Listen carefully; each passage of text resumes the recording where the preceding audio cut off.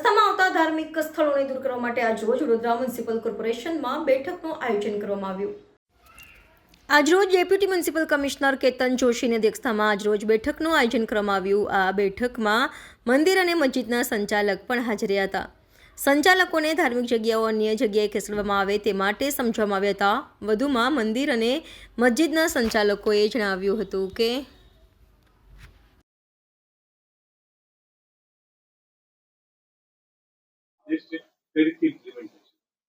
આજરોજ ધાર્મિક દબાણો માટે જે સરકારી જમીન અથવા તો કોર્પોરેશનની જમીન ઉપર જે ધાર્મિક દબાણો છે તે બાબતની એક સમીક્ષા બેઠકનું આયોજન કરવામાં આવ્યું હતું. આ સમિતિનું ગઠન સરકારશ્રીની સૂચનાથી જ કરવામાં આવેલું છે. તેમાં પોલીસ વિભાગના વડા, ઝોનના વડા, રેવન્યુ વિભાગના અધિકારીઓ આ બધા આમાં હોય છે. જે 393 જેટલા દબાણો જ્યારે આઈડેન્ટિફાઈ થયા હતા એ ક્રમશઃ રીતે આપણે દર મહિને સમીક્ષા કરવામાં આવે છે. હાલ 314 દબાણ રહેલા છે. આ 314 દબાણમાંથી આજે દરેક અધિકારીઓને ફરીથી સૂચના આપવામાં આવી છે કે આ જે દબાણો છે એ દબાણો વહેલામાં વહેલી તકે 3 પ્રકારની એમને પસંદગી આપવામાં આવી છે. આઈધર તે લોકો સ્વૈચ્છિક રીતે સમજૂત થઈ અને દબાણ દૂર કરે.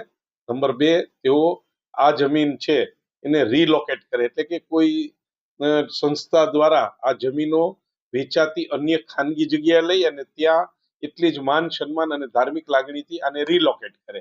અને ત્રીજો કે જ્યાં સરકારી જમીન ઉપર કોઈ હાલના સંજોગોમાં એવું લાગે છે કે ક્યાંય નડતરરૂપ નથી પરંતુ જગ્યા સરકારી છે, એવા કિસ્સામાં તેઓને દબાણ નિયમિત કરવા માટે જે સરકારશ્રીની સ્થાયી સૂચનાઓ છે તેનો દંડ સહિતની રકમ ભરી અને એમને મોકલવામાં આવે.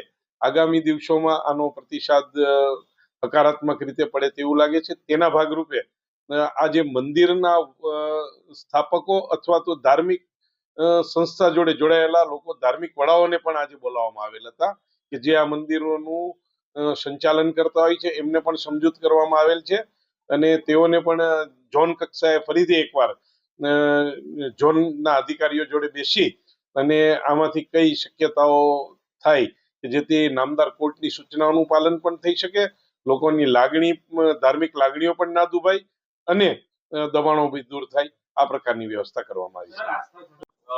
સાથે સાથે એક સેન્સિટિવ પણ વિષય છે, તો પછી આ 313 જેટલા દબાણો છે, કેટલો સમય કઈથી આ કાર્યવાહી થશે, શું માનો છો? આના એક્શન પ્લાન ઘડવામાં આવેલ છે અને આપ બી સમજી શકો છો કે આ સમય મર્યાદામાં ક્યાંક પાલન થઈ શકે પણ નહીં અને કરેલ આયોજનમાં થોડો સમય વધારે પણ જોઈએ અને જો સમજૂતીથી થાય તો થોડું આયોજન કરતા વહેલું બી થાય. આવતા 6 માસની અંદર આ તમામ દબાણો છે તેમનું નિકાલ હકારાત્મક રીતે આવે તે પ્રકારનું આયોજન કરે છે. Subscribe now and press the bell icon. Never miss an update.